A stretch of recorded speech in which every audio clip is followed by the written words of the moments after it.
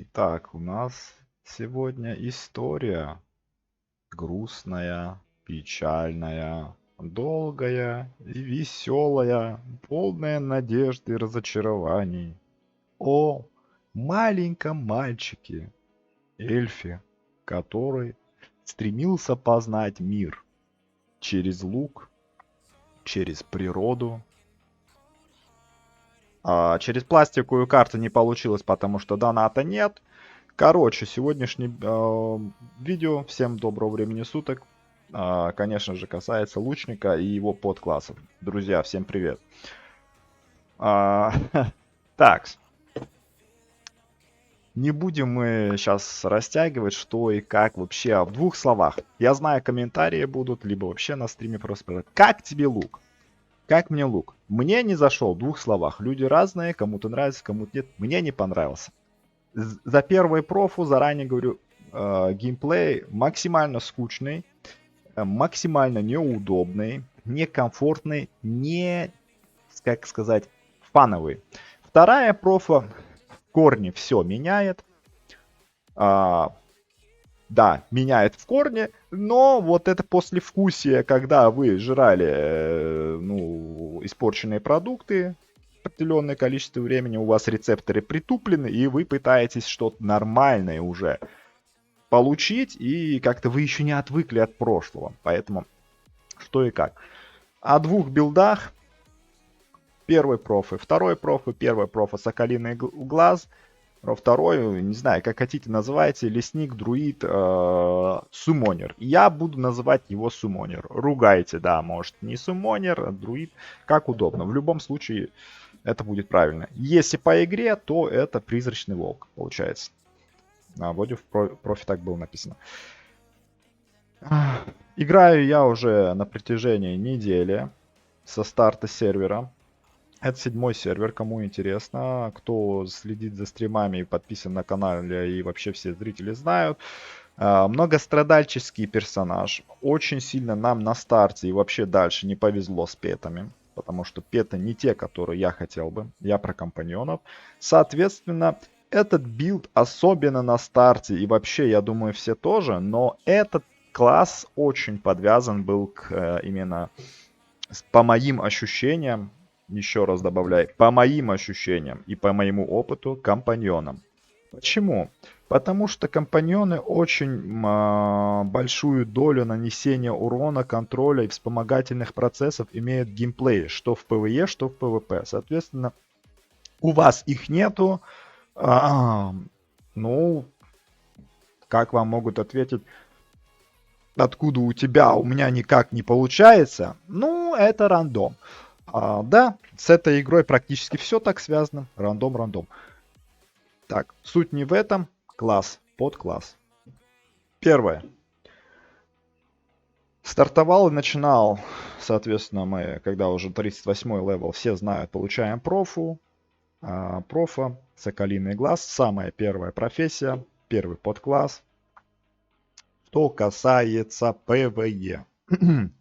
Рекомендуемые открывать, смотреть что-то не буду, потому что это полностью вы отсюда ни себе, ничего себе не возьмете. Это тот персонаж уже, у которого в рекомендуемых уже что-то не то. Допустим, на том же рыцаре или маге было более-менее играбельно, скажем, что-то можно было как-то посмотреть, понять мысль, к чему ведет и в плане рекомендуемых навыков, но в данном, скажем, билде персонажей под классе, какой сетап навыков дает именно нам рекомендуемые, абсолютно нам вообще даже смотреть нечего, потому что ты видишь бумеранг и так далее. Короче, можно, но уже с 50-го как-то что-то думать.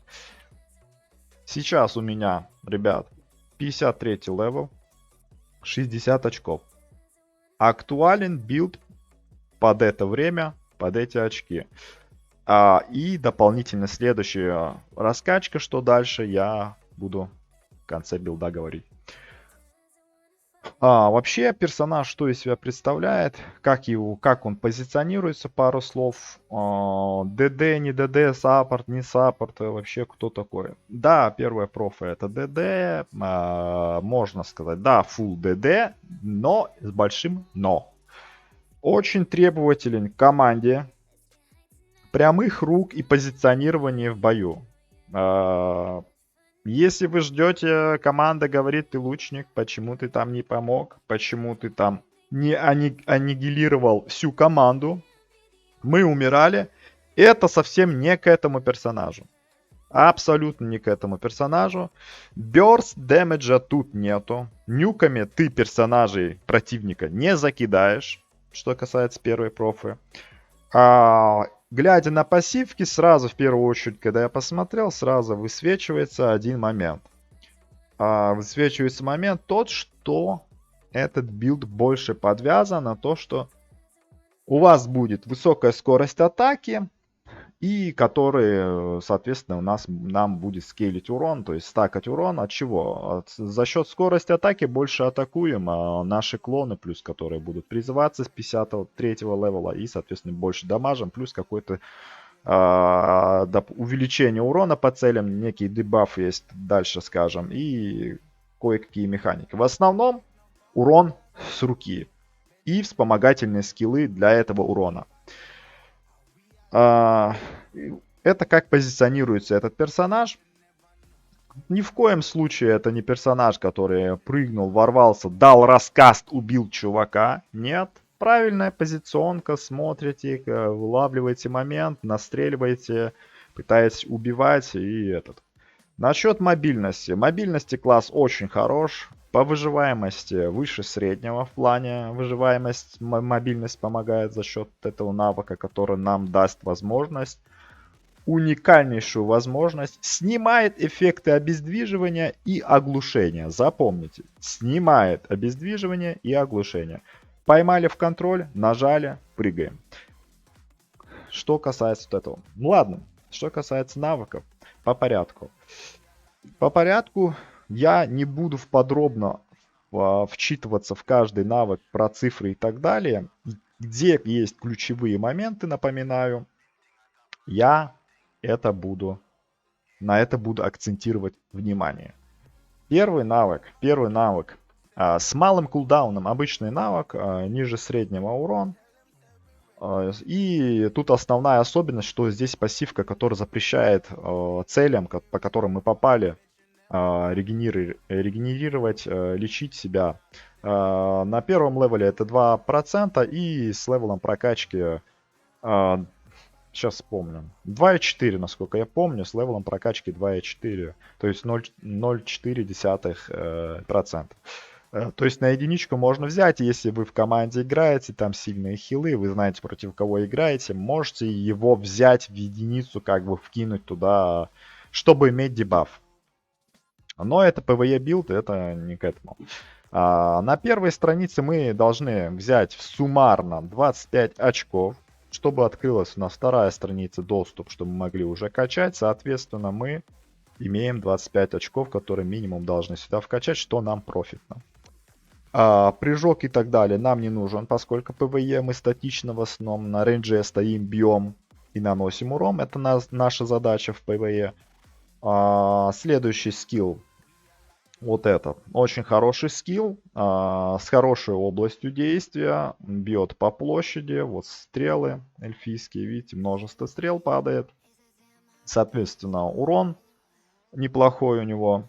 Вот, относительно выше среднего, ну, на общую. И есть эффект замедления. Эффект замедления, понятно, в PvE поможет нам где? В башне, а так, по сути, никакой разницы.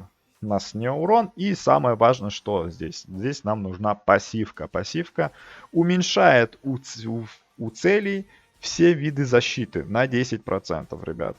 А это очень жирно. Обязательно качаем на 3 секунды. Это качаем на 5, поэтому 25 поинтов больше мы никуда не вкидываем. Расскажу почему. Берем 15-5 сразу. И сюда докидываем 5. Суммарно у нас 25, чтобы выйти на следующую страницу. Что касается следующего, я говорил, это наш прыжок, это передвижение, мобильность, ну в ПВЕ мы его не берем. Следующий навык. Следующий навык имеет очень хорошую базу урона, но есть большое но, минус этого скилла для этой профы. Почему? Потому что здесь вы, юзая этот скилл, стоите 2,5 секунды статично на одном месте и с высокой скоростью стреляете по врагу. Цифры, которые здесь написаны, это суммарный урон по окончанию времени за весь выполненный, скажем, скилл мы наносим такой урон. Самый минус. 2,5 секунды статично стоим, и вот. Поворачиваться и перемещаться во время стрельбы нельзя. Тестил, играл, смотрел. Не подходит вообще. Нам не идет. У него пассивка очень хорошая, но, к сожалению, не юзабельна с этим скиллом. У нас физическое проникновение увеличивается на 5% на первом левеле.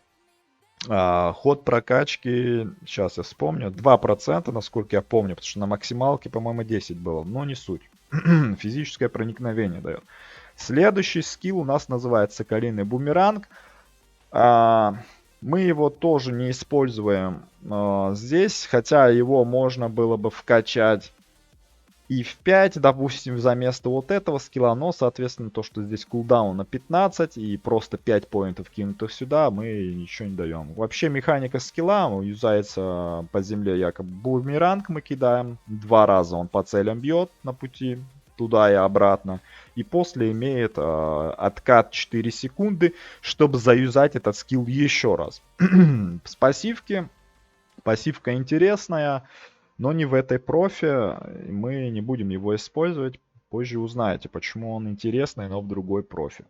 Здесь увеличивается урон на расстояние от цели более 4 метров на 5%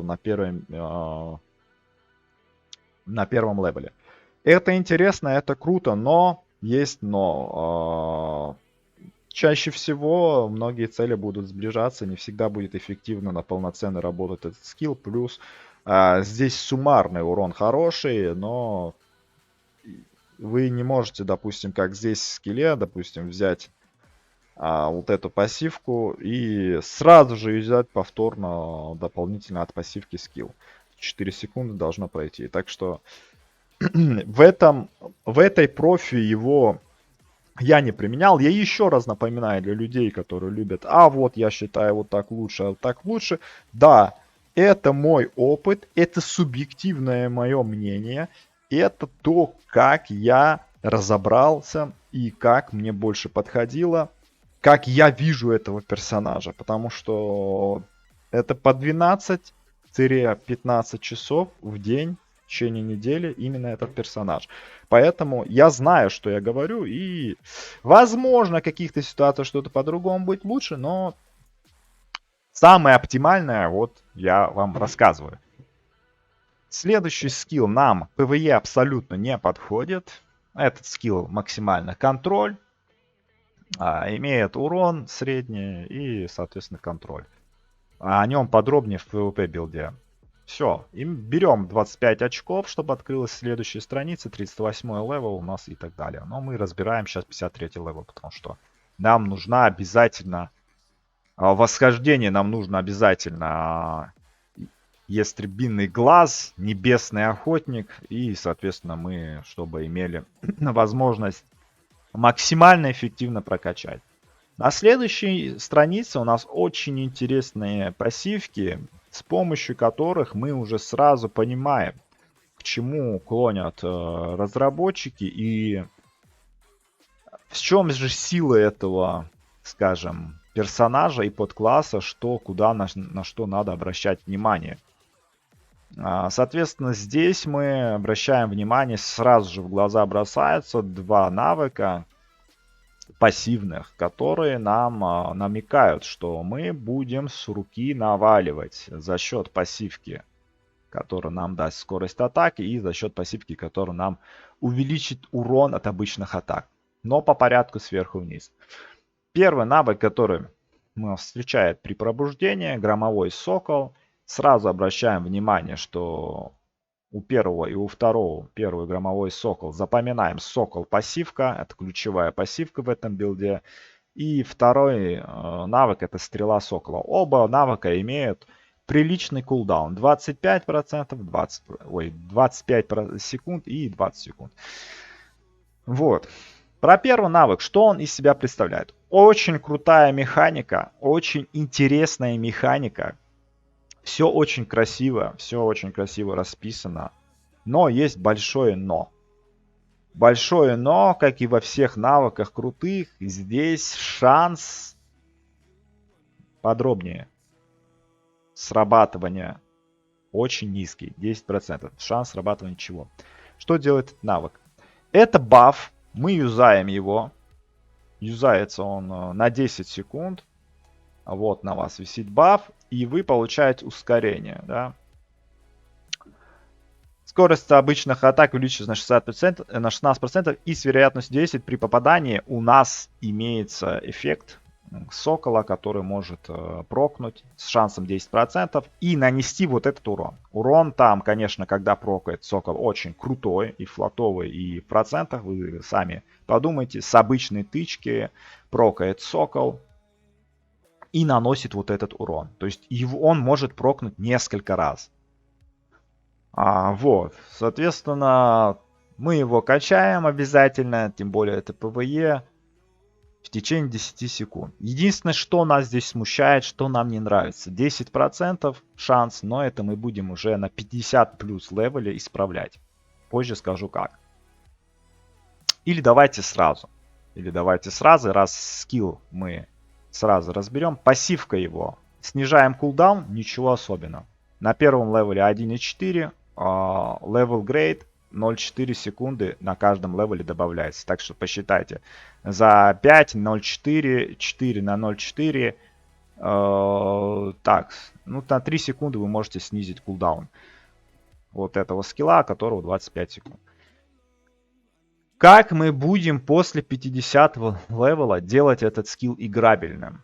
Здесь, конечно, нам желательно максимально его раскачивать по левелу.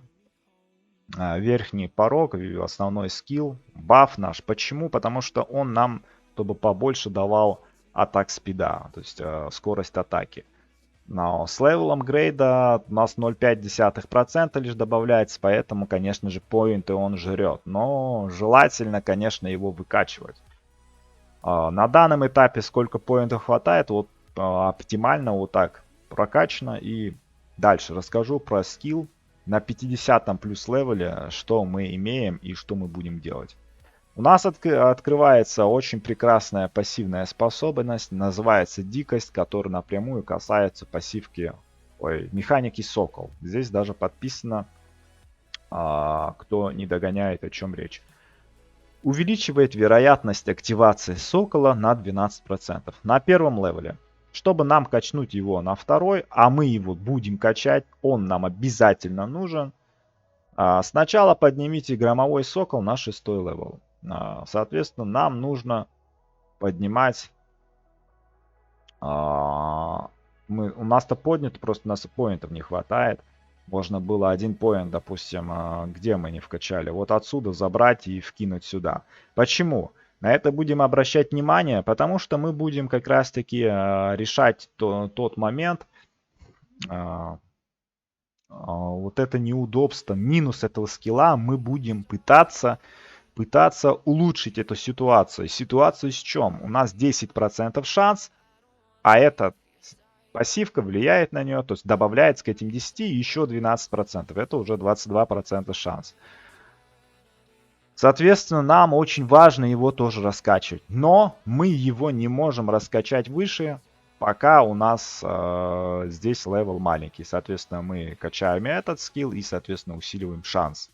Больше тут ничего нету, только шанс. Но благо тут хотя бы 2% за левел. Максимально у нас получится здесь 20%. 20% здесь и 10%. Шанс будет у нас 30%, чтобы за это время, за 10 секунд, который нам даст этот баф, под этой скоростью атаки мы как можно больше ударили вот эти способности Сокола. То есть это как пассивка, как механика, при шансе, которым она сработает и ударит по своим противникам. Ой, по нашим противникам. Что это касается вот этого навыка. Соответственно, вот обратите на это внимание.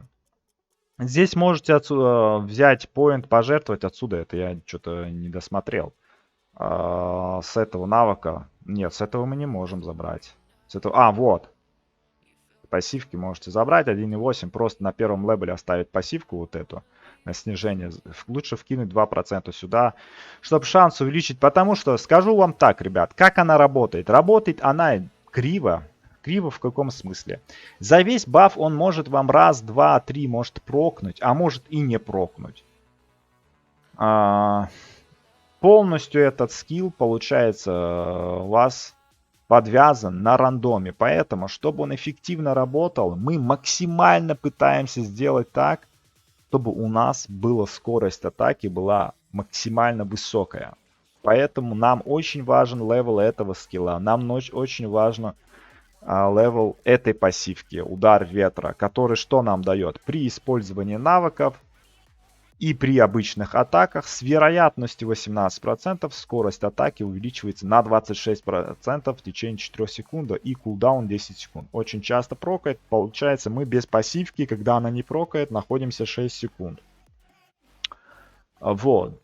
Плюс она может прокнуть под этим бафом, и, соответственно, они стакаются. Вот здесь скорость атаки, здесь скорость атаки. В сумме мы бьем быстрее, и у нас все-таки больше шанс, что прокнет вот это. Поэтому нам обязательно важно вот эти 10% шанса, которые у нас здесь есть, усилить этой пассивкой. Но даже при этом всем, когда мы усилили, но сейчас на начальном этапе, конечно же, нам не хватает навыков, но вот так раскинуто, это более оптимальный вариант.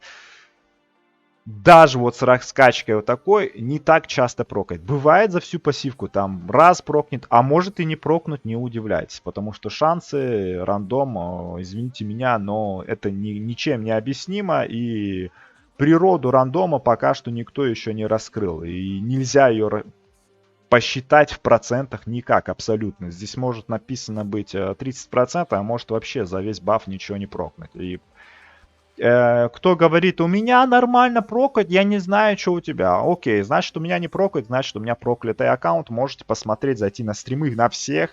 Эффективность этого скилла. 50 на 50. Может сработать, может не сработать. Не сработало. Круто. Скилл отработал на весь свои 100%. Но есть но. Когда мы строим билд и обращаем внимание на одну способность, очень много внимания, кидаем все силы в него, нам не хочется видеть, чтобы он за цель, когда ударили, мы бьем в течение 10 секунд, были довольны, что прокнуло один раз. Нет, нам надо обязательно, чтобы это прокало несколько раз, потому что затраты и время, и все, что туда внимание выделяется, результат не такой, как сказать, ожидание наше, по сути. Но это вы поймете, когда будете качать. Вот. Так что, чтобы эффективнее было, дальше мы обращаем внимание обязательно левел. Вот эта пассивка must have обязательно выкачиваем, потому что скорость атаки нам как раз синергия с этой пассивкой и как раз таки вот ключевые моменты. Раз, два, три, все. Это что касается навыка. Дальше. Стрела Сокола. Здесь намного проще и намного интереснее. Здесь нету рандомных вещей за счет, помимо пассивки, которая ее будет кулдаун снижать. Вот. Запускает стрелу Сокола. Такая небольшая область. Что она делает? Нюк вот такой. В течение 2 секунд она побила там, ударила и нанесла приличный урон. Урон в цифрах посчитайте. Вот. Левел прокачки 6. 6 почему? Чтобы в 2 взять хотя бы пассивку. Пассивку почему берем в 2? Потому что она очень прекрасная, очень офигенная. И, соответственно, она имеет хороший задел на урон. И, соответственно, после этого скилла нам цели бить намного приятнее. Помимо того, что этот скилл еще сам дамажит. То есть это такой нюк наш, скажем, Не скажу, что скилл для спама, потому что у нас все-таки кулдаун 20 секунд. Вот. Но имеет хороший приличный дэмэдж. Что дает пассивка? На 10 секунд задействует сокола по целям, по которым попала стрела сокола. То есть цели, которые попались под этот скилл, который коснулись, ударила, имеет на 10 секунд некий дебаф, то есть задействует сокола. Из-за чего они получают от обычных атак на 32% больше урона. Это очень круто, это очень сильно. Это на первом левеле у нас 28, насколько я помню. Так, сейчас, секунду, я вам точно скажу. Или 25. 25 или 28, я точно не помню, но не суть. На второй левел желательно берем 32% больше урона мы наносим от обычных атак. Это очень сильно. Как это вообще в ПВЕ-то это понятно, что раскладка даже стоит, если на авто вы стоите, там, допустим, с малым кулдауном откинули скиллы, скинули этот скилл, он снижает целям там защиту бьет, то есть эффективно. Там дали этот скилл, стрелу сокола, и уже имея дебаф цель на 10 секунд, бьете уже под бафом сокола. Вот. И наносите побольше урона. Это что касается этого скилла, с этой пассивки. Что еще усиливает этот скилл? Усиливает у нас пассивка на 50-м открывается. И что она из себя представляет? В двух словах, она дает нам шанс, именно шанс, снизить кулдаун этого скилла. Блин, что у меня с микрофоном? Так, извините. Дает шанс нам снизить кулдаун этого скилла. Как она это работает? Почему шанс? Когда обычные атаки попадают по врагам под действием сокола, с вероятностью 10%, то есть под действием сокола, ударили обязательно этим скиллом, они под действием сокола 10 секунд, мы бьем с руки обычными атаками. И шанс у нас 10% восстановления стрелы сокола, то есть этого скилла восстановления, ускоряется на 2 секунды, максимум до 10 секунд. То есть это может настакаться, то есть может прокнуть несколько раз за это время, пока на них действует и мы бьем, и может максимум до 10 секунд. Но прям максимум до 10 секунд это очень трудно. Дай бог, что там пару раз прокнет. Почему? Потому что шанс очень низкий. Но тут, кстати, раскачать его можно и нужно. Это уже второстепенно. Надо смотреть. С левелом прокачки у нас 3% добавляется. Так что нам этот шанс нужен. Но это уже второстепенно. Надо обратить сюда внимание, потому что все-таки у нас есть более важные, обращаем внимание, важные пассивки и навык, который нас бустит по урону, и пассивка, на которую мы будем обращать внимание. Дальше. Насчет этих навыков основных мы разобрались. Что касается пассивок, ребят. Первая пассивка, это у нас нам не нужно здесь. Это прорыв называется, усиливает наш первый скилл. То есть дополнительно мы имеем еще раз юзнуть этот скилл, но уже с меньшим уроном. И механика нанесения по прямой несколько стрел кидает он. Небольшой урон. Спустя 4 секунды можем юзать. Ничего особенного. Вторая пассивка намного интереснее. Эта пассивка касается эльфийской стрельбы. Это второго навыка. И что она имеет? Каждая волна стрел эльфийской стрельбы наносит на 16% больше урона. И это может настакаться до 48%. То есть может от 16 до 48. Разброс. Ну, блин. Урона, конечно, он добавляет. В троечку мы хотим ее брать, и мы ее берем.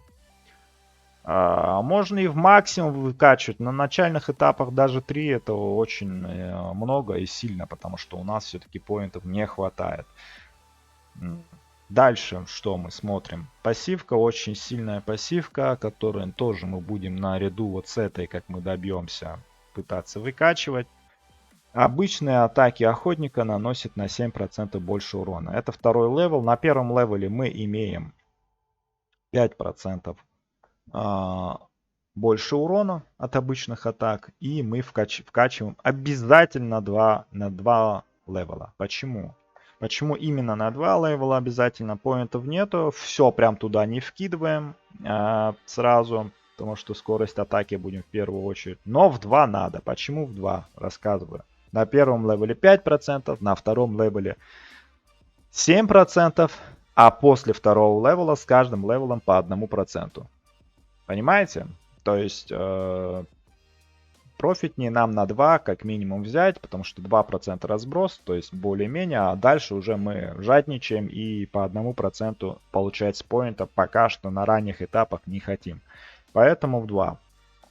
В 2. Следующая пассивка, это у нас шанс попадания увеличивается на 1%. Это базовый стат, очень сильно добавить точности. Если видите, вы что промахиваетесь, либо на каких-то там боссах, я не знаю, неважно, да, на каких-то локациях, что маловероятно на таких этапах игры, на начальных вообще.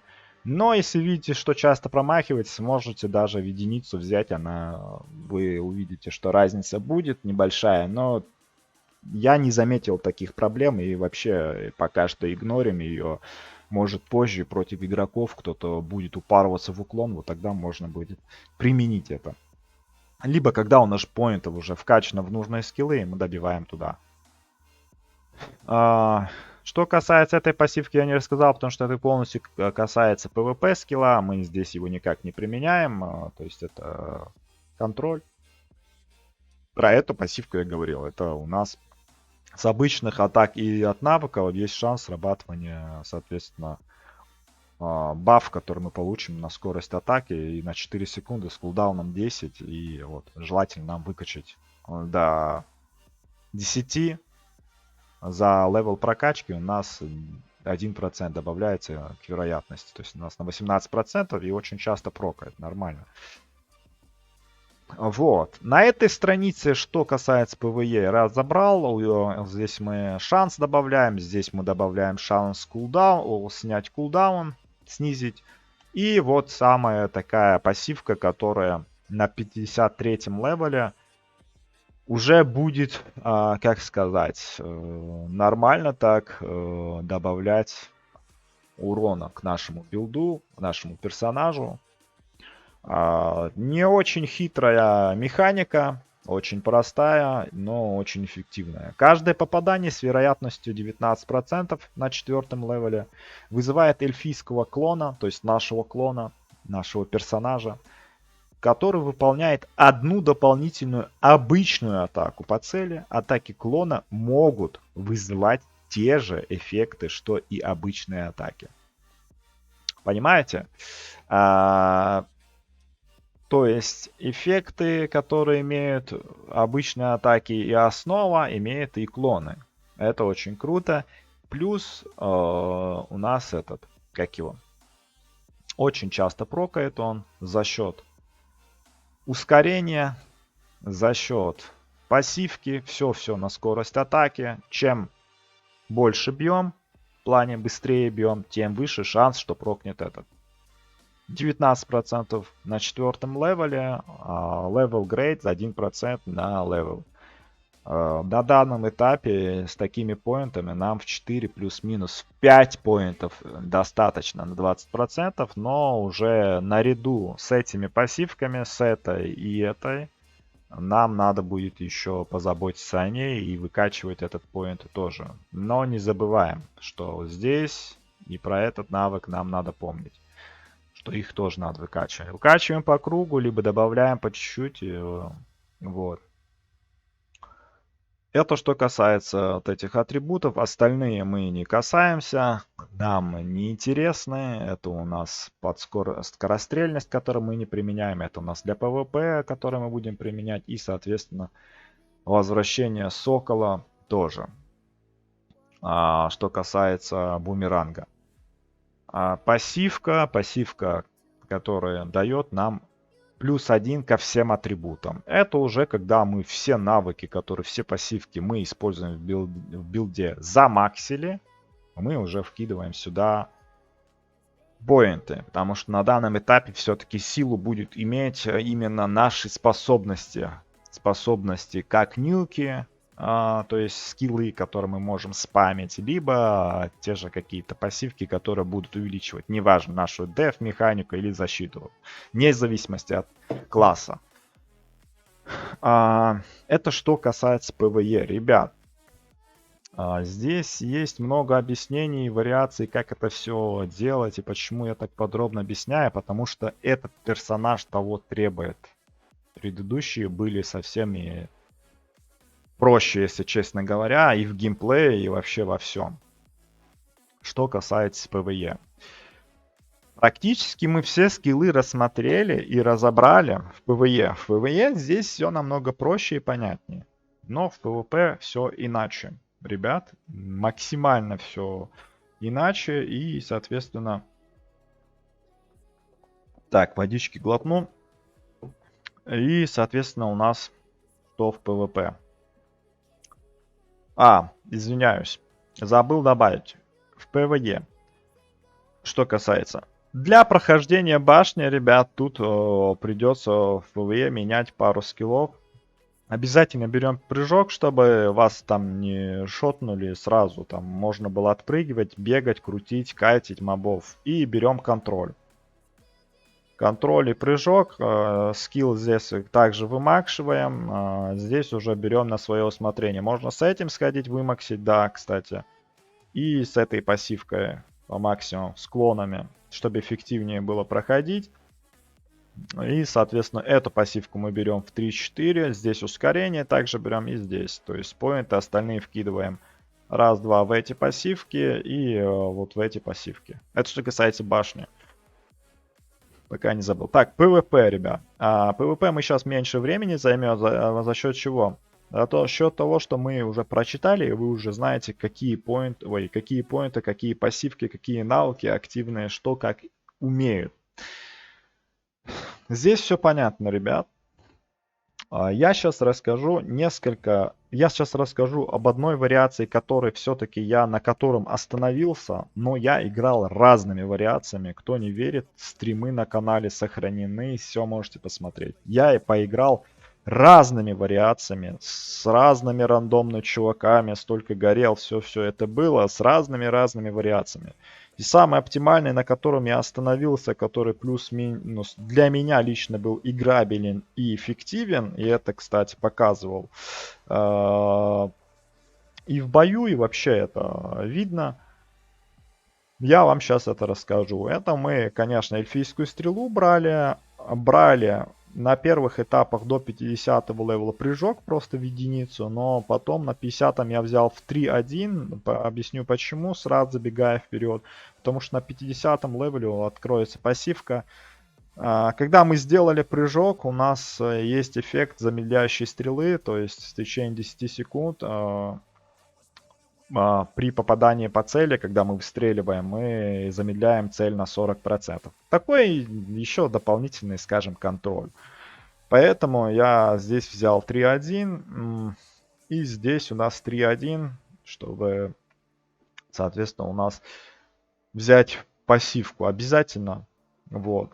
Остальные скиллы мы не берем. За исключением первого скилла. Первый скилл, опять-таки, если на команду вам нужно, у вас противодействует, противоборствующая сторона имеет хорошие хилы, вы никак не можете переосилить хил за счет того, что есть сейчас на высоком левеле чуваки, которые живут за счет банок, живут за счет петов, сами нихуя не умеют, но юзают банки, который вас с 0 до 100 может там отхилять. Но я это утрирую, но по сути очень много могут отхилять за счет банки. Дорогих таких банок. Вот. Поэтому, чтобы жизнь медом им не казалась, можете просто взять вот этот скилл. Почему бы и нет. И, соответственно, вкачать ему пассивку даже в 2 секунды. Это будет очень как больно. Почему? Потому что, ребят, кулдаун скилла 6 секунд, и из этих 6 2 секунды чел будет под действием дебафа, от которого он не будет получать исцеление. Это так, к сведению, забегая наперед, за место чего его брать? За место скилла, который у нас здесь есть на второй странице. То есть у нас будет все скиллы на первой странице. Этот скилл, замедление имеет, поэтому мы его обязательно берем. Плюс урон есть. Плюс мы можем спамить. Кулдаун небольшой, 10 секунд, скажем, средний. И, соответственно, мы на большую дистанцию можем его кидать и в толпу, и так, и замедлять, и догонять, что-то делать. То есть это универсальный скилл. Обязательно выкачиваем. Почему пассивку максимум? Потому что снижает на все виды защиты у цели. Это понятно, я об этом говорил. Прыжок понятно, с этой пассивкой берем. Потому что здесь пассивку мы не сможем брать, если мы не вкачаем здесь его 3.1, что если у нас здесь не будет первая пассивка активирована, мы не сможем 50. Понимаете, 3.1, мина, очень интересный навык, очень интересный. Скажем, у него очень много плюсов, но и он в то же время такой, скажем,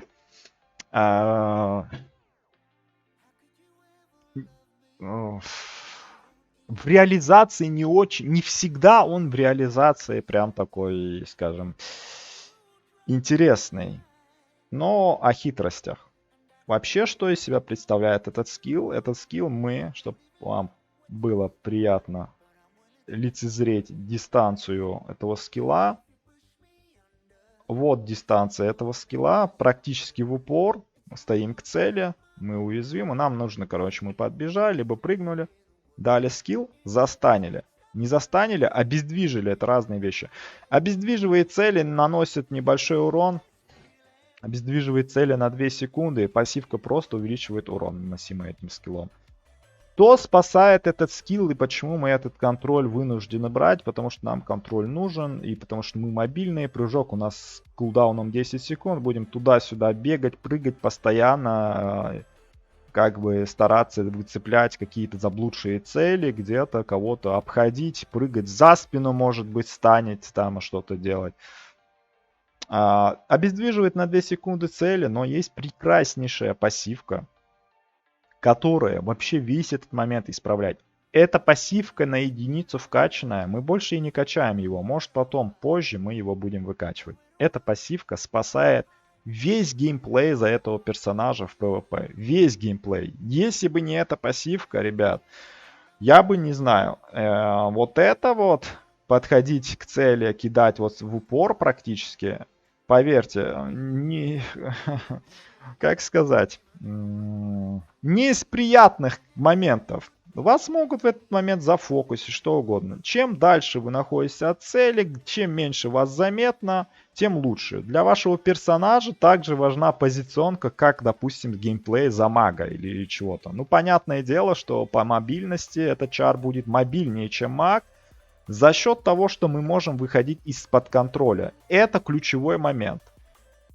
Мы не боимся, когда в нас чувак влетает и контролит. По типу, допустим, я очень сильно удивлен был, и приятно удивлен, что, допустим, тот же Ассасин просто нас не может ворваться с того же инвиза и заберсить за весь рассказ, допустим, нашего персонажа. Почему? Просто мы нажимаем кнопку, выходим из-под контроля.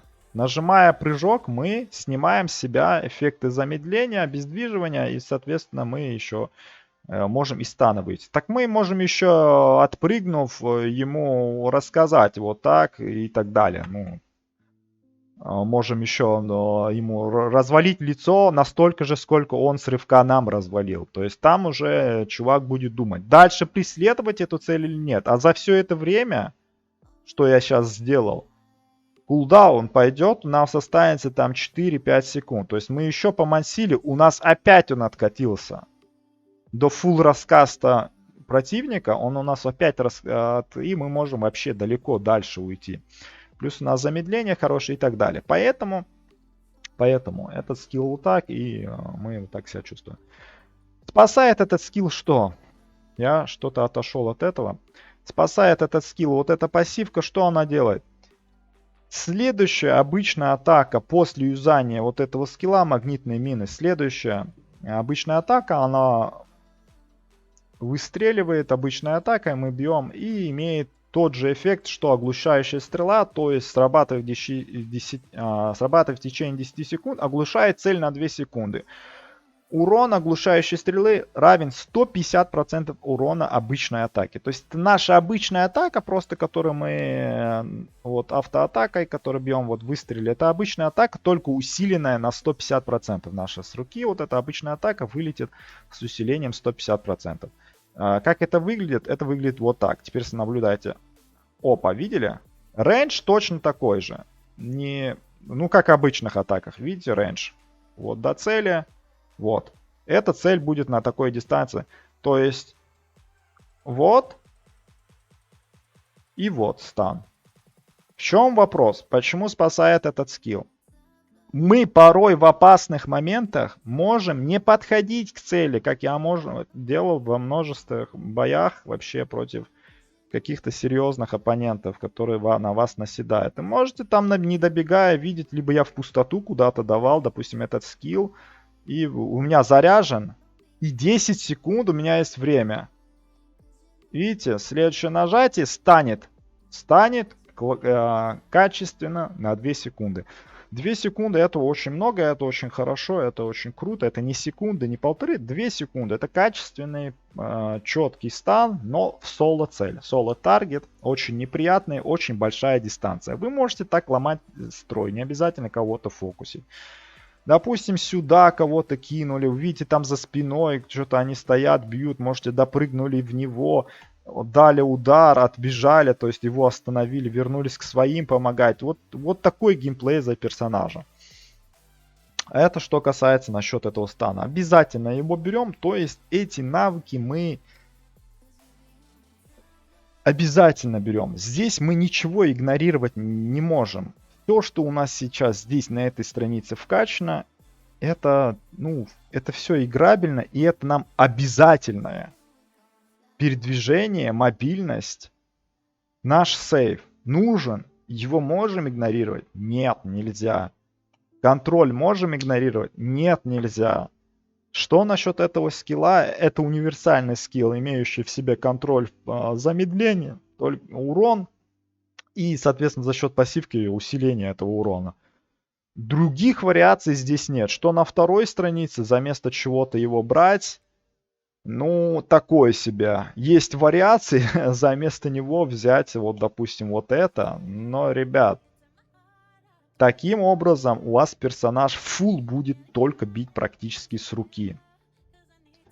Есть вариации, что вы можете взять в PvP за место вот этого скилла, вот этот скилл, но на ваш страх и риск, как вам будет удобнее. Если вы уверены в своей команде, в том же Колизее, неважно, в PvP, в битвы гильдии или в каких-то массовых PvP-ивентах, вы можете взять этот скилл. Если вы уверены в своих союзниках, что вам дадут пространство и время за 10 секунд просто стоять и стрелять.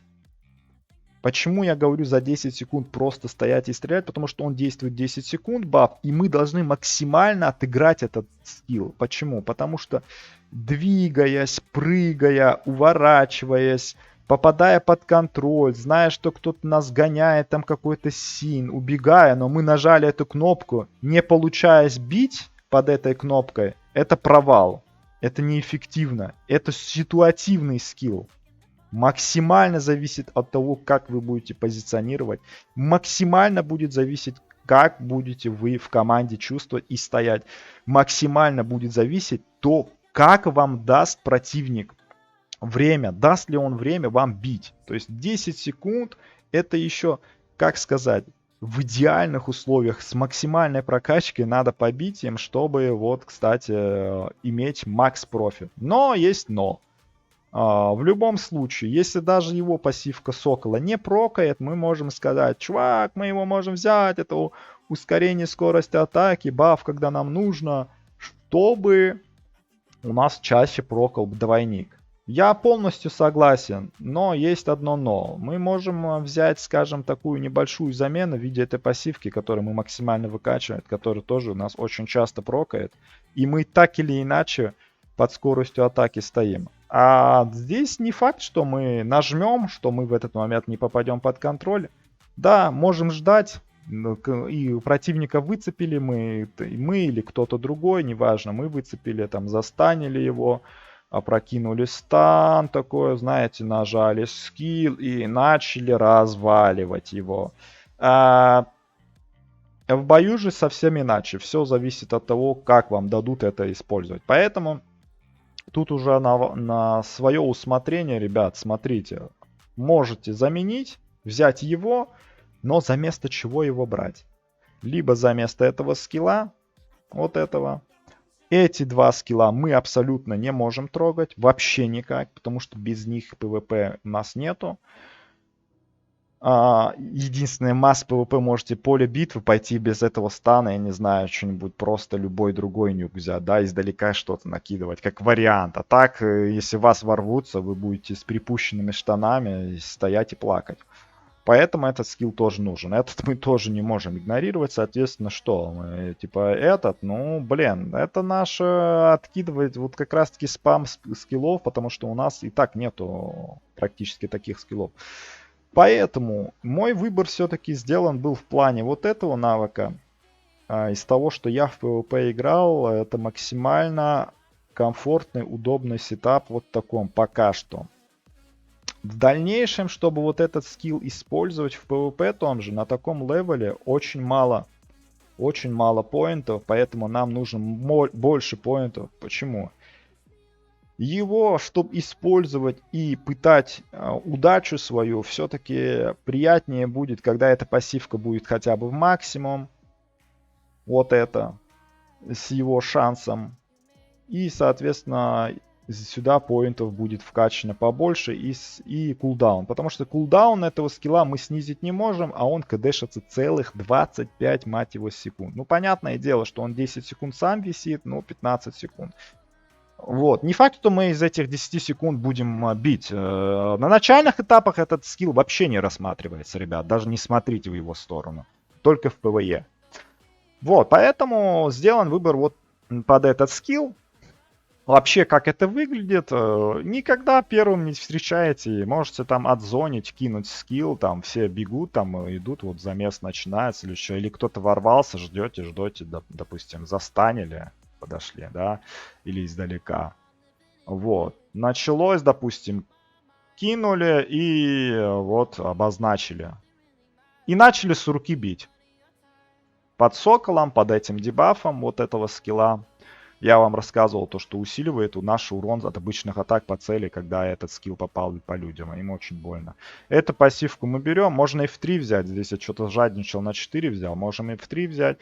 Пассивку на увеличение атаки обязательно берем в 2, 7%. В дальнейшем будем максить. Но в первую очередь мы максить будем здесь шанс сокола, стрелы сокола, который мы добавляем. 13% шанса, что снизит его кулдаун. У нас кулдаун 20 секунд, эффект сокола висит 10 секунд. Ну, по сути, мы имеем усиление урона на 10 секунд и кулдаун 10 секунд у нас, по сути. Но самого нюка, самого скилла не будет. Соответственно, мы берем здесь, пытаемся его выкачать. Но для нас все-таки вот этот будет приоритетнее. И вот этот навык, который мы сразу взяли в 10 поинтов, не жадничаем, все сюда вкидываем, дабы иметь шанс 20% на срабатывание пассивки. Почему? Потому что здесь мы его не берем, вот у нас наша скорость атаки. В принципе, здесь все. И на 1 поинт обязательно один, выше нам не надо, берем. Вот обычная атака после соколиного удара у нас имеет эффект, грубо говоря, удар имеет эффект замедления на 40% цели в течение 10 секунд. Но это вообще что такое? Соколиный удар — это бот. Прыгнули, все, отчет пошел. 10 секунд у нас есть, видите, здесь эффект. Выстрелили, видели? Все, попали по цели, замедлили его на 40%. Это что касается вариации билда PvP. Что здесь можно еще заменить? Здесь можно заменить вот этот скилл, убрать, поставить вот этот скилл больше под команду. Больше, скажем, как второй ДД, второй damage dealer, второй линии. Почему? Потому что у нас добирается еще саппорт скилл, который будет вешать дебаф на... вызывает запрет лечения у цели, грубо говоря. Поэтому Вот. Можем и с ним бегать. Если видите, что-то постоянно хиляется, не помогает, берите его, не парьтесь за место него, но вы потеряете чуток урона. Не чуток, а прилично. В принципе, это что касается первой профы. Вот.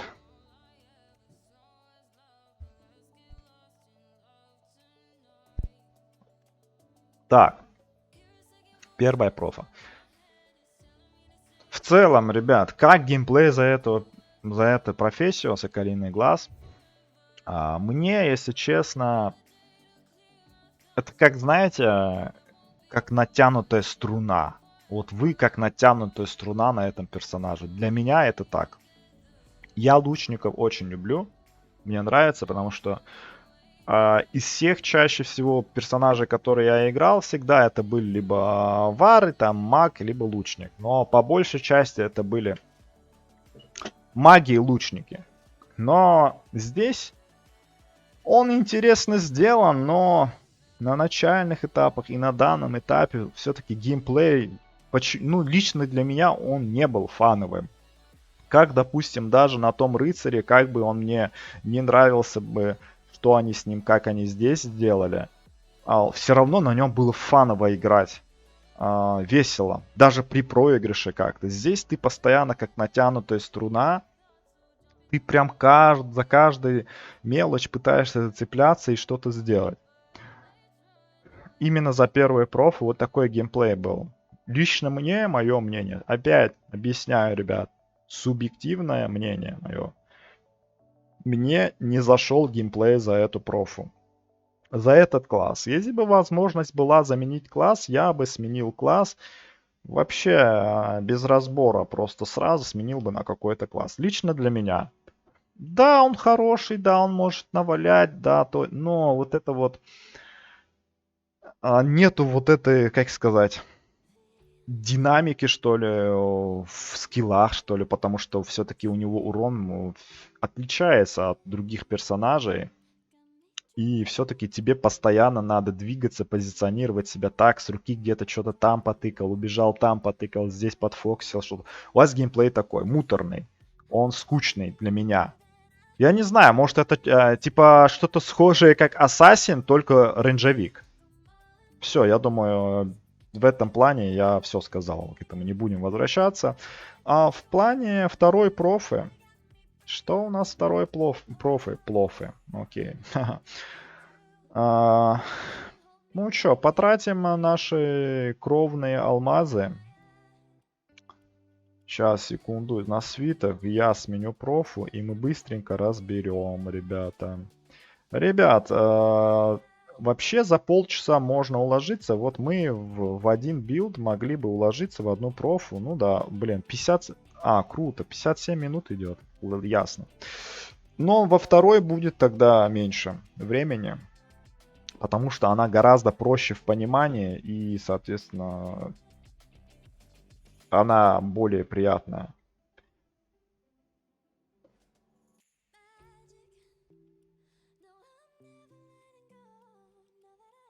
Так, сейчас мы идем. Вообще, предисловие такое в плане второй профы, друида, суммонера, как угодно называйте. Я буду называть суммонером, напомню. Что он из себя представляет? Он некий такой саппорт. Здесь то, что написано, это вот самое то. Это поддержка с неплохим уроном. Поддержка с неплохим уроном. Намного приятнее геймплей, чем нежели вот на этом персонаже. Ой, чем нежели на первой профи. Лично для меня. Намного веселее, приятнее, визуально и так далее. Почему? Объясняю, ребят. Будучи в бою, ребят, просто в команде какой-то, вы уже помогаете своей команде. Нежели вы еще не вступили в бой, вы у кого-то в команде, вы уже помогаете этой команде. Вы уже сделали больше, чем эта команда уже на старте. Бой еще не начался. Объясняю почему. Потому что ваши призывные существа и спутник, который у вас добавляется, вот он добавляется, когда мы берем профу, вот пассивка, призывает верного зверя-хранителя. Запомните, зверь-хранитель. Хаски, который дает баф персонажу и союзникам. То есть мы всегда уже союзникам даем баф. Соответственно, мы уже имея, то есть мы вступаем в какой-то пати, мы уже пати помогаем тем, что мы есть там. Это не шутки, ребят, потому что бафы тут серьезные, они крутые. Ты знаешь, что ты имеешь пользу пати, и плюс, скиллы тут, ребят, неплохие. И в лейте тоже имеют вес, судя по цифрам и то, как они должны работать. Плюс у вас очень хороший урон, и не самый последний урон, допустим, в толпе. Сразу скажу, у вас не burst damage, как, допустим, у мага, моментальный какой-то взрывной урон, но на дистанции он очень даже приличный. Вот. Механика строится от наших дебафов, бафов, которые мы даем, который дает наш питомец. И, соответственно, от него мы будем играть. Наша задача что? Наша сильная сторона — это бафы, которые мы даем союзникам и нам, которые на нас действуют. Соответственно, мы будем усилять это. Вот. Что касается PvE билда, здесь с какими скиллами и с чем мы вообще бегали и вообще что имели. Рекомендуемых тут, кстати, можно брать и обратить внимание, где я видел, сейчас, секундочку. Тут замена стоит. Ну, смотрите, вот этот можно использовать, вот этот билд, но я здесь переделал. Второй подземелье, бонус к урону. Я здесь заменил, я взял два навыка, которые имеют чуть больше кулдаун, чем обычные скиллы, но суммарно мы имеем больше пользы в пати и имеем больше, соответственно, урона. Потому что данжи тут приличные, и часто у вас проблемы там в пати, что кто-то умирает, допустим, кому-то урона не хватает. Чтобы этого исправить в PvE чаще всего, поскольку вы поддержка, вы не ДД какой-то, я сразу говорю, вы поддержка. 50 на 50. Вы можете и урона внести, и поддержку, но все-таки поддержка с вас куда более интереснее будет, так что мы усиливаем эту сторону. Учитывая это, вообще какие навыки раскачивал и брал, от первых двух навыков я... подождите секунду, где она была, сейчас кое-что я сделаю. Где, раз. Вот, от первого двух говорю. Вот этого нет, я забыл. Этот навык ключевой у нас будет сейчас. Смотрите, берем вот этот навык обязательно. Эльфийская стрельба. Для чего, я вам расскажу чуть позже. Я его выкачивал на начальном этапе до 50-го, ну, скажем, 9.3. Но уже с 50-го, смотря у вас сколько поинтов, у меня 60, можете вкинуть до максимум, нежели цели имели снижение. Ну, вы знаете, еще по первой профи тут ничего не изменилось, просто снижение идет. Обязательно берем его. И вот здесь как раз момент такой, ребят. Два спела есть, очень хороших, с очень хорошей механикой. Здесь быстрый выстрел можно брать, потому что здесь мы не будем иметь задержку 2,5 секунды. Вся эта механика, весь этот урон сохраняется, но у нас появляется уникальная пассивка, очень хорошая, которая меняет природу скилла. Быстрый выстрел меняется, чтобы призвать Северного Волка. То есть у вас этот скилл превращается в Волка, то есть вы не просто стоите и стреляете. И, соответственно, у вас никакой задержки нет, плюс увеличивается общий урон на 10%. Это круто. И плюс у него пассивка такая, что вблизи цели, если никого нету, то он сам ищет ближайшую цель и в нее влетит. Бьет он 6 раз. Пассивка у нас крутая. Пассивка в чем заключается? Под действием этого навыка, когда мы бьем, конкретно наш персонаж имеет физическое проникновение на 5%. Но мы его не берем. Почему? Почему берем второй скилл? Потому что второй скилл будет иметь больше урона. И почему именно второй скилл, я вам сейчас объясню. Сейчас, секундочку. Это вот так. Здесь что он делает? Бумеранг все то же самое, как с первой проф рассказывал, 2 раза туда-сюда. Он идет вперед-обратно скилл, и, соответственно, мы еще через 4 секунды можем ее юзать. Пассивка, чем выше дистанция, тем больше урон. от 4 метров и выше. Природа этого скилла тоже меняет пассивка, но на 50 плюс левеле. Вот это сейчас покажу вам. Я сначала вкачаю и покажу, чтобы нам поинтов хватило. Так, 21, нам как раз 4. Раз, два. Вот так. 9-3, 9-3 и 1 поинт мы как раз таки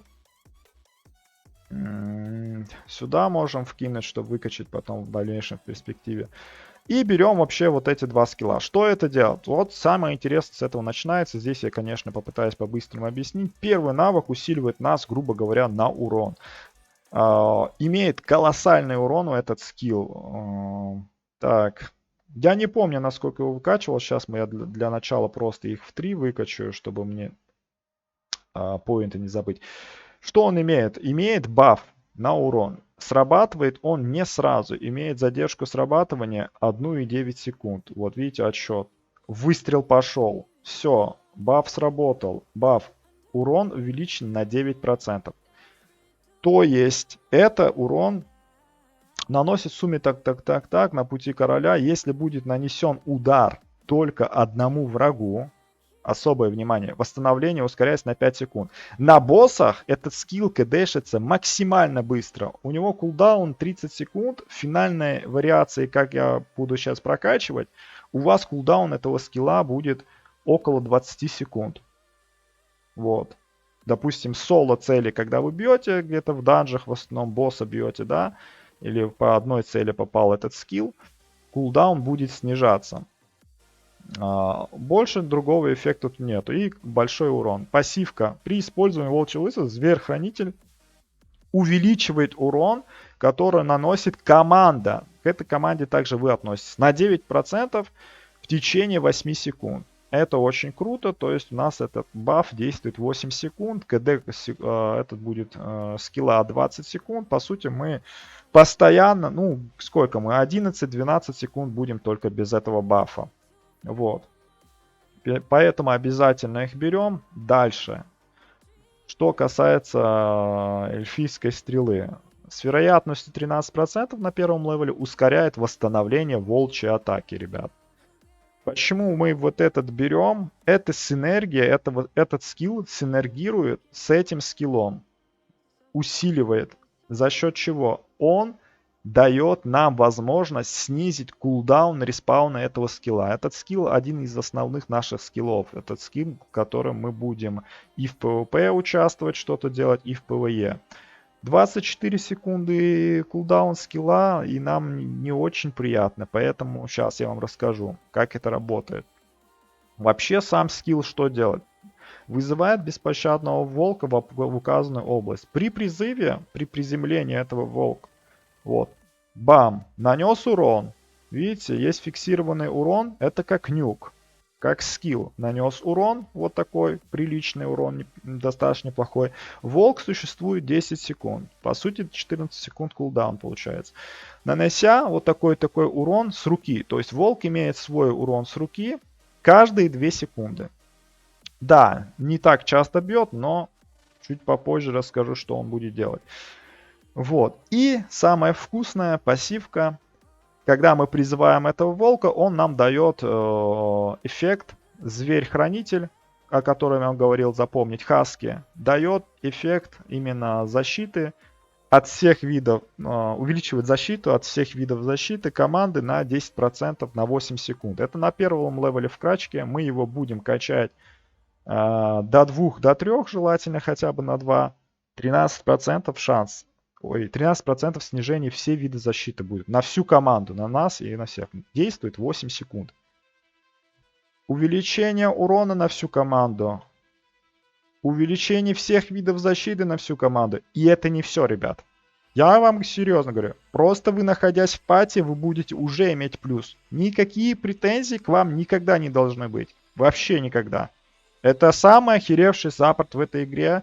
Я бы его поставил наравне с важностью как хила. Вы просто посмотрите, когда люди бьют с этим чаром в пати, либо без него, или с каким-то другим саппортом. Он намного сильнее усилит урон и выживаемость пати. Я серьезно говорю. Вот. Как мы будем усиливать этот скилл, потому что кулдаун 24 секунды, и нам хотелось бы все чаще его юзать. За счет вот этого скилла и за счет вот этой пассивки. Эльфийская стрельба с вероятностью 13% ускоряет восстановление волчьей атаки. Это у нас волчья атака, мы за счет этой пассивки ускоряем его восстановление. 13% шанс во время действия вот этого скилла, когда она бьет по целям обязательно, что будет скидывать кулдаун 3 секунды, на 3 секунды при попадании, но не меньше, чем до 9 секунд. То есть ниже 9 секунд. До 9 секунд это наш предел. Эльфийская стрельба наносит больше урона, но это просто больше урона уже к этому скиллу добавляет. То есть этот скилл мы берем, чтобы усилить этот скилл. Не зазорно его брать, потому что он имеет офигенную и в себе механику за счет пробивания вот всех защит и так далее. То есть и еще дебаф у нас. Дебаф, 2 бафа пока что, и еще дальше, что будет. Поэтому мы вот этот берем. Насколько мы его хотим брать? У нас шаг 3% с левелом. Вообще желательно хотя бы в 3 взять, 19%. И у нас точно один раз раза у нас будет прокать, и мы будем снижать там на 3 плюс секунды этот скилл. Это очень приятно, это очень круто. Плюс у нас все-таки урон тоже усиливается. Дальше. Что касается пассивки вот этой. Первой пассивки. Нижней строки. Верный хранитель Хаски увеличит проникновение на 1%. Это касается нас, только команды, то, что раздает вот этот скилл. То есть мы еще раздаем и проникновение. Увеличивает проникновение на 1%. Это базовый стат. С левелом прокачки у него идет 0,5%. На 0,5% прокачивает. Поэтому мы можем в него упороться, туда вкинуть, но есть куда более интересные, потому что все-таки профит не будет в первую очередь, поскольку мы усиливаем наши пассивки, мы берем все командные бафы от зверей-хранителей, увеличивается на 1%. Наша задача здесь взять, хотя бы на первых этапах на 4%. На 7 вкачиваем. 4% усиляются все дебафы. Ой, все бафы. То есть. Это вот так. Это вот так. Было 9, стало 13. Это вот так. Защита у нас 10, стало 4. Но это мы еще вкачивать будем. То есть на это мы обязательно обращаем внимание. Этот поинт мы обязательно вкачиваем до той поры, чтобы нам взять в 2 поинт. И соответственно здесь у нас где, сколько там было? Подожди. Сейчас главное, чтобы не хватило. Ладно, я с 50-го сейчас прокачаю и расскажу вам, сколько поинтов туда стоит докинуть. Я просто не помню. Я просто вчера, сегодня 2-3 раза спекнулся. Так, ожесточенный бой. Что имеет? На 50 левеле нам откроется. После волчьего выстрела зверь-хранитель увеличивает вероятность крит попадания команды. То есть мы еще бафаем и на крит. Сейчас всю команду на 5%. На первом левеле, по-моему, на втором нам 7 должно быть. Да, 7. Вообще нам обязательно его брать на 7. Поэтому мы здесь докачиваем вот так. В 2 прогресс делаем. У нас тут 10% с половиной. И, соответственно, здесь мы добираем и делаем 7. Последующее. Восстановление ускоряется на 3,9 секунд. Смотрите теперь, самое интересное. Помните механику, о которой я вам говорил? При попадании по одной цели мы ускоряем кулдаун скилла на 5 секунд. 30 минус 5, 25. И, соответственно, здесь мы получаем 3,9. Ну, грубо говоря, 4 секунды. На 9 секунд мы снизили уже кулдаун вот этого скилла. Понимаете? То есть 21-20 секунд он у нас кулдаунится. Это очень круто. Дальше мы будем вкачивать, пока что нам по этому не хватает. Все, на 2 берем. На команду теперь помимо урона мы еще и усиливаем. Здесь 7% крит шанса, крит попадания. Плюс сюда обязательно не путайте. Это не усиление Это не усиление бафов, это увеличение бафов. То есть эта цифра прибавляется к бафам. Не усиливает процент, а прибавляется. Это очень важно, это очень жирно, это очень круто. 7% крита на команду, на вас плюс 4%. 11% крита. Охрененно. Это еще один баф. Это третий баф, ребят. Четвертый должны помнить. Проникновение это еще сейчас будет. Дальше. Скорость атаки, вот самый вкусный момент. Скорость атаки беспощадного волка удваивается. Понимаете? Минус был то, что он медленно бьет. Теперь у нас удваивается скорость атаки. Его обычные атаки с вероятностью 20% оглушают цель на 1 секунду. Общий урон от его атак, обычных атак, увеличивается на 10%. Это что касается волка. Обязательно берем. Вообще даже не сомневаемся, сразу берем на 2. Шанс у нас 35 с ходом 15 и увеличение урона на 20 с ходом на 10%. Левел за левел прокачки. В дальнейшем мы будем учить. И то, что оглушает цель. Это у нас и в ПВЕ тоже работает. Плюс мы это будем применять в ПВП. Так, что касается дальше. Ну, оставшиеся поинты мы смотрим навык, который у нас есть вот этот. Кленовый волк. Насчет бумеранга. Он нам не так приятен вообще до этого, до 50-го левела, и он нам не нужен. Но с 50-м левелом как раз таки у нас с этим все вопросы решаются. Мы просто его заучиваем и что имеем. Теперь соколиный бумеранг становится кленовым волком с увеличенным радиусом. Зверь-хранитель увеличивает физическое и магическое проникновение на 5%, ребят. Это еще один баф. Это 4-й баф, который на команд. На 7%. Почему на 2 обязательно сразу берем? Потому что, опять говорю, за левел прокачки с 1 на 2, с 1 на 2 левел 2%. На последующие по 1%. Если поинтов хватает, можете туда докинуть. Следующая пассивка при обычных атаках использованием навыков с вероятностью 6%. Ну, это такой небольшой буст, скажем, к обычным атакам. То есть есть шанс небольшой, 6%. Но и не только с руки, соответственно, то, что и с навыков может сработать. Мы усиливаем свою атаку на 6%, на 5 секунд, и кулдаун у нас 10. Можем на единичку взять, потому что все-таки тут за левел дается 1%. Можно ее выкачивать и побольше, то все. Я бы сюда вкинул волка. Либо же сюда на 1% проникновения, то есть что дает 2 поинта. Тут уже на ваше усмотрение. Можно сюда скинуть тоже. С руки тоже чуть-чуть добавить. Либо волчку добавить 10% урона и проникновение больше на всю команду. Тут на ваше усмотрение. Как бы. Но все-таки в первую очередь либо дебафы выкачать, либо сюда, либо сюда. Все в сторону все-таки больше команды сделаем, потому что это на нас тоже действует. Выкачаем его максимум, потому что это наша механика. Что мы по сути имеем в максимум? В варианте в бою раз, пассивка проникновение 12%, крит 12%, увеличение урона 15%.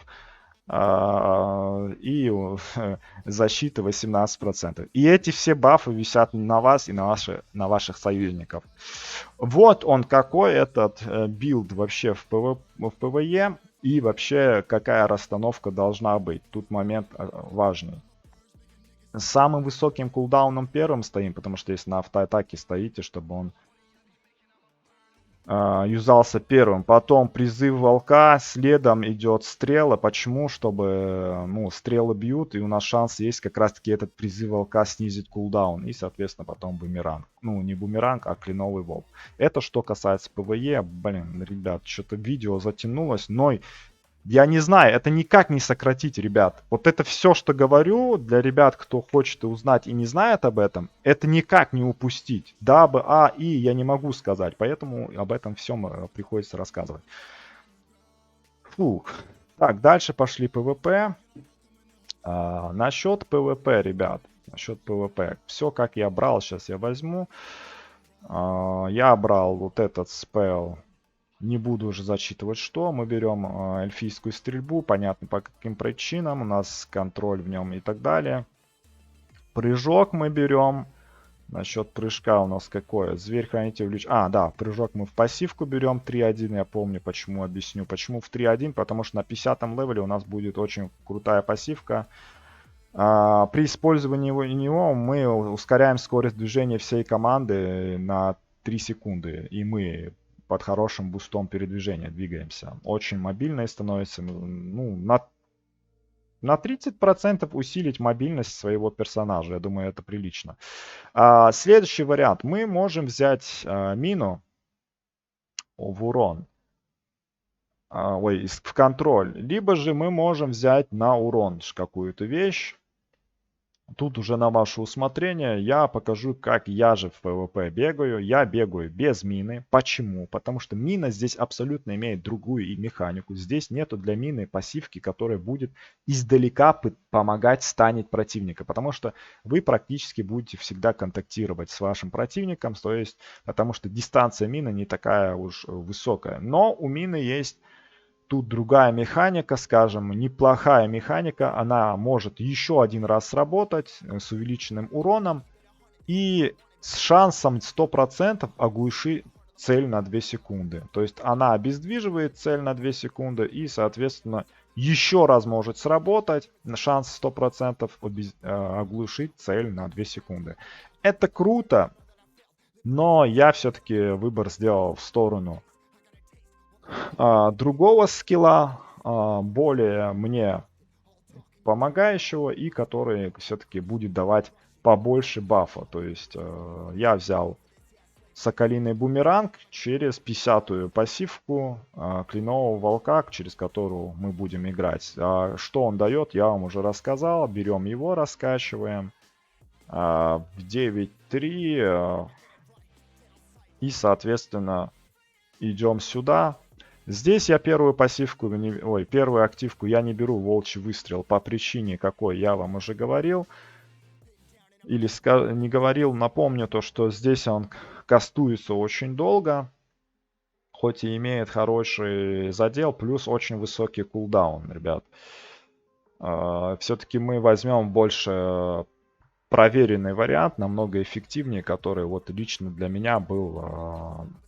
намного комфортнее. И, кстати, вчера на стриме тоже играл, и можете посмотреть.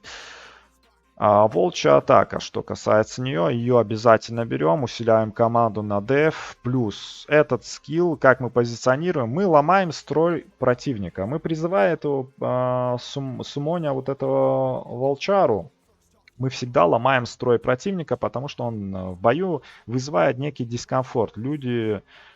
переключается иногда таргетом на него, он мешает, и он очень крут. Если он будет бить чуваков, то очень высока вероятность, что он застанет. Вы, находясь далеко, можете это все спамить издалека и как-то контролировать ход событий. То есть это у нас, скажем, must-have skill, который мы берем. Плюс мы опять-таки становимся за счет этого скилла жирнее, за счет то, что он дает баф на защиту всей команды от всех видов, ко всем видам защиты. На 13%, плюс мы выкачаем пассивку, в суммарно у нас будет 17 плюс процентов. Этот скилл мы обычно берем, пассивку я рассказывал, дабы снизить кулдаун нашего скилла. И, конечно же, мы берем усиление этих дебафов. Дальше мы берем волк, вкачиваем на 2. Потом мы вкачиваем кленового волк на 2, имея проникновение. Все те же самые.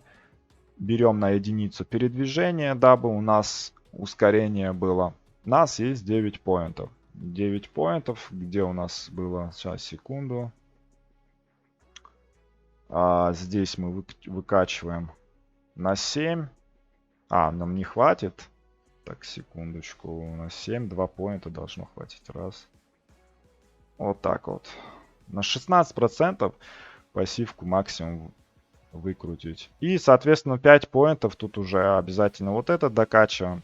То есть теперь у нас 40% волк оглушает цели. То есть он с руки бьет, оглушает цель на 1 секунду. Плюс увеличение урона своего собственного имеет на 30%.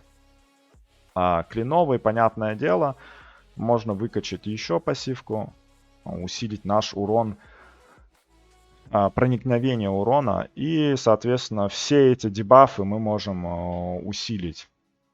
Либо вкинуть сюда все 3 поинта, что намного эффективнее. Либо есть вариация такая, но здесь нам не хватит. Сделать 12-4, либо здесь сделать 12-4. Иметь больше, скажем, урона за счет этого скилла. Но тут я не знаю, я больше упор делаю на усиление дебафов. Ой, усиление бафов, извиняюсь. Вот такая вариация будет у нас. Здесь не ошибкой не будет взять и вот этот поинт. Увеличение проникновения. Можно здесь сохранить те же поинты, которые мы взяли, но нам хотя бы его в 2% качать, хотя бы 4 поинта пока что нету. Здесь мы могли бы сэкономить, да, те же 2-3 поинта и сюда вкинуть. Иметь здесь где-то 5-6 и здесь иметь 7-8, но все-таки мы целенаправленно усилим два аспекта. Это усилим нашего волка и, соответственно, усилим наши дебафы, чтобы к этим вопросам мы в ближайшее время не возвращаемся. Дальнейшее усиление у нас получается. Мы вкидываем сюда обязательно хотя бы на начальном этапе 1 поинт. И, соответственно, уже выкачиваем вот этот навык с вот этими. Это что касается PvP. Что можно здесь? Командный ли вы игрок, соло ли? Да, мы командные, мы по большей части поддержка, которые все-таки второй линии, и мы все-таки можем раздать тоже неплохой урон, но по большей части мы еще саппортим. Соответственно, что мы можем заменить? Можем заменить вот этот скилл на вот этот. Можем ли мы взять вот этот скилл? Можем взять, но реализовывать его чуть-чуть, скажем, не то чтобы сложнее, не так комфортно будет, как, допустим, заместо него взять любой другой навык, допустим, тот же контроль, но придется приноровиться и как-то выжидать, ловить момент, когда же приблизиться к цели, чтобы дать ему этот стан и самому не подставиться. Поэтому сделан упор на то, чтобы заюзать этот скилл на урон, и у нас будет контроль с этого скилла, что он прокнет, и замедление. Все, вот таким сетапом. То есть раскладка навыка вот такая. Не боимся, встречаем толпу волком и туда же дали. Прыгнул, он ударил, уже сбиваете атаку, и он как его, еще может застанить, там ударить. И, соответственно, туда еще замедление пойти, и потом уже, соответственно, вот этот скилл, который имеет хорошую дистанцию, еще повторное использование. Это все так. Насчет петов. Насчет петов мне не повезло, к сожалению. Но вот для этого, для друида, для суммонера, более-менее как-то, да, как саппортящего, тот же отхил плюс-минус, да, и на команду отхилит, и себя под волной нормально. Какой-то деф механику имеет за счет принца. Но в целом, как для лука, мне эти питомцы не нравятся.